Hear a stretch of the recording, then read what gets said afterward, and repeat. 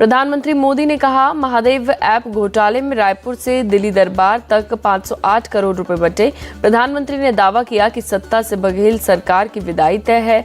साथ ही ये भी कहा कि पहले चरण के मतदान में साफ है कि छत्तीसगढ़ से कांग्रेस का राज समाप्त होने वाला है।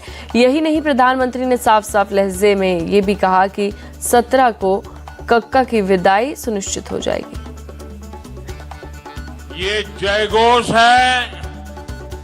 पहला चरण कांग्रेस पस्त, दूसरा चरण कांग्रेस अस्त। छत्तीसगढ़ में कांग्रेस सरकार के जाने का काउंटडाउन शुरू हो चुका है।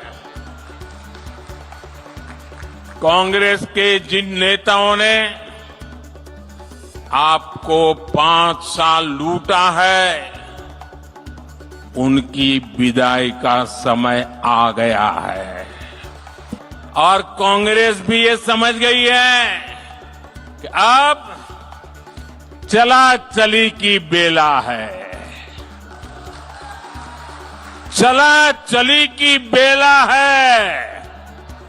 अब कांग्रेस सरकार कुछ दिन का ही खेला है। लेकिन आप मेरे शब्द लिख रखिए, आने वाली देव दीपावली छत्तीसगढ़ के लिए एक नया आनंद और उत्साह लेकर आएगी। जिस कांग्रेस ने छत्तीसगढ़ को लूटा है, वो देव दीपावली पर कहीं नजर नहीं आएगी।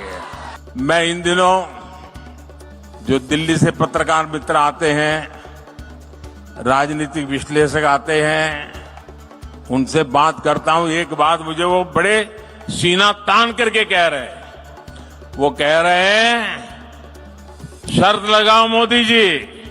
मैं कहा, देखो भाई, मैं शर्त वर्त नहीं लगाता हूं, लेकिन मैंने कहा बताओ तो क्या है। वो कहते, लिख के रखो, छत्तीसगढ़ में मुख्यमंत्री खुद हार रहे हैं। पीएम मोदी ने कहा, पहले 2.5 साल में ही सीएम बघेल ने छत्तीसगढ़ को दोनों हाथों से लूटकर पैसों का अंबार खड़ा कर दिया और फिर उसके बाद दिल्ली के अधिकतर नेताओं को खरीद लिया। जब छत्तीसगढ़ में कांग्रेस की सरकार बनी थी, तब मुख्यमंत्री के पद के लिए 2.5 साल का एग्रीमेंट हुआ था। अब ऐसी पार्टी जहां बंटवारे के एग्रीमेंट होते हैं, लेकिन पहले 2.5 साल में ही मुख्यमंत्री जी ने इतना लूटा, इतना लूटा, इतना लूटा, 2.5 साल में इतना भ्रष्टाचार किया, लूट के पैसों का अंबार जमा कर लिया। और जब 2.5 साल पूरा होने पर आए तो तिजोरी दिल्ली वालों के लिए खोल दी, खजाना खोल दिया, हर एक को खरीद लिया, दिल्ली के नेताओं को खरीद लिया और एग्रीमेंट धरा का धरा रह गया। और इसका गुस्सा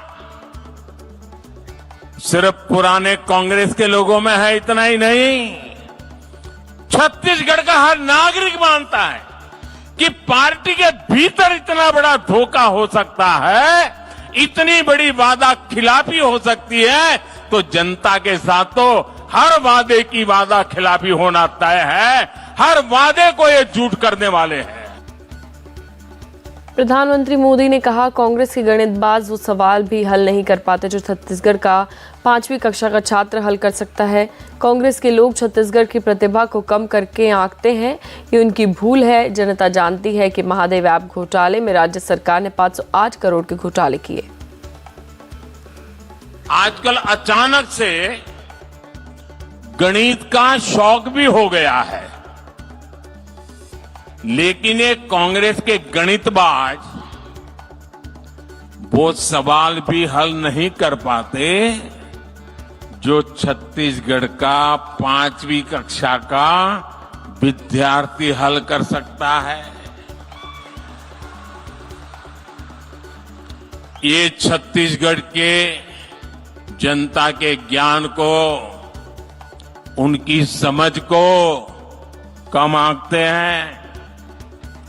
इसलिए दिल्ली से आकर झूठा गणित, झूठी बातें, झूठे वादे, यही उनका खेल चल रहा है। जिस कांग्रेस को गणित सिखाने का इतना बड़ा शौक है, आज मैं इस मुंगेली में इन हजारों लोगों के बीच में उससे भी मैं कुछ सवाल जरूर करूंगा। ये जो छत्तीसगढ़ में महादेव सट्टेबाजी घोटाला हुआ है,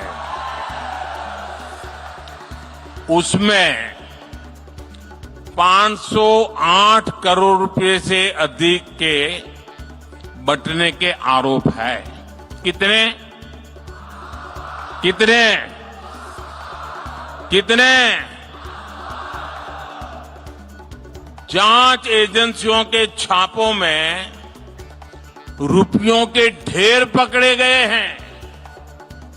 यहां के मुख्यमंत्री के करीबी जेल में बंद है। कांग्रेस के इन गणितबाजों को बताना होगा कि मुख्यमंत्री को इसमें कितना पैसा हिस्सा मिला है। कांग्रेस के बाकी नेताओं के हिस्से में कितना माल गया है और दिल्ली दरबार तक इसमें से कितना माल पहुंचा है। पीएम मोदी ने कहा कि मैं हवा का रुख बड़े आसानी से समझ लेता हूं, इसलिए 3 दिसंबर को चुनाव के नतीजे के बाद जब बीजेपी सरकार का शपथ ग्रहण होगा, उस समय के लिए आज मैं आपको निमंत्रण देने आया हूं। मैं बहुत लंबे समय से सार्वजनिक जीवन में हूं। मैं हवा का रुख बड़े आसानी से समझ पाता हूं।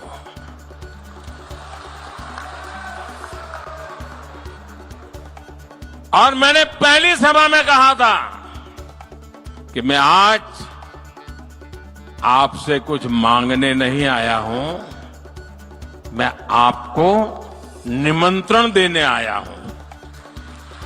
तो कईयों को आश्चर्य हुआ था कि प्रधानमंत्री इतनी बड़ी बात बोल गए। और मैंने कहा था कि मैं आपको निमंत्रण देने आया हूं कि 3 दिसंबर को चुनाव नतीजे के बाद जब भाजपा की सरकार बनेगी, उसके शपथ समारोह का निमंत्रण देने के लिए आया हूं। 3 दिसंबर के बाद, चुनाव नतीजे आने के बाद, जब भाजपा सरकार के शपथ समारोह होंगे, आप सबको मैं निमंत्रण देने आया हूं। दिवाली के बाद दिल्ली दुनिया का सबसे प्रदूषित शहर बन गया है। आज दिल्ली का एक्यूआई लेवल 435 के पार पहुंच गया है। एक तरफ जहां जनता प्रदूषण से परेशान है, तो वहीं दूसरी तरफ सियासत भी तेज हो गई है। दिल्ली के पर्यावरण मंत्री गोपाल राय ने प्रदूषण को लेकर बीजेपी पर 2 बार गंभीर आरोप लगाए। गोपाल राय ने पहले कहा कि बीजेपी के कार्यकर्ताओं ने लोगों को कुछ जगह पर आतिशबाजी के लिए उकसाया। उसके बाद उन्होंने प्रदूषण को लेकर अधिकारियों के साथ समीक्षा बैठक की। इसके बाद गोपाल राय जब मीडिया से बात करने के लिए आए, तो बीजेपी पर फिर आरोपों की झड़ी लगाई। गोपाल राय ने कहा कि दिल्ली में पटाखे यूपी और हरियाणा से लाए गए। इसे लाने वाले खास लोग हैं, क्योंकि तीन राज्यों में पुलिस की निगरानी के बावजूद भी कोई आम आदमी पटाखों की कालाबाजारी नहीं कर सकता।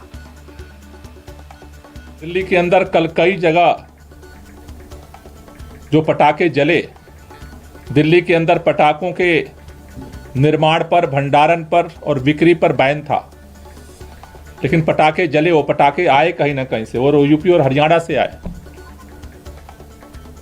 उत्तर प्रदेश और हरियाणा के अंदर पटाखों पे अगर सख्ती से प्रतिबंध होता तो वहां भी पटाखे लोगों को नहीं मिलते। और दूसरी तरफ अगर पटाखे चोरी छुपे लाए गए तो ये सामान्य लोगों का काम नहीं है।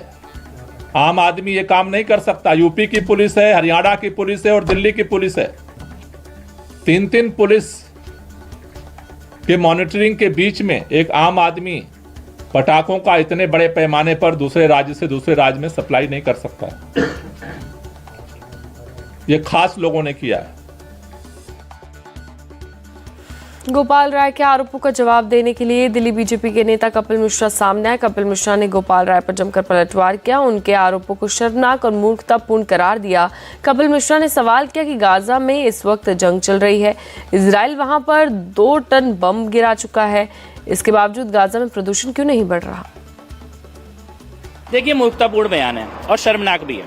पहली बात तो ये है कि दिवाली तो तब भी थी जब ना बीजेपी थी, ना कांग्रेस थी, ना आम आदमी पार्टी थी, या कुछ भी नहीं था तब भी दिवाली थी। और जब ना केजरीवाल होंगे, ना गोपाल राय होंगे, ना कोई भी नहीं होगा, हम में से दिवाली तब भी होगी। ये सनातन है। तो ये मूर्खतापूर्ण है और शर्मनाक इसलिए क्योंकि आप एनवायरमेंट मिनिस्टर हो, आप साइंस की बात करो। दिल्ली में आज से 1 हफ्ते पहले कितना था AQI 500। आज दिवाली की सुबह हम खड़े हैं, AQI है 296।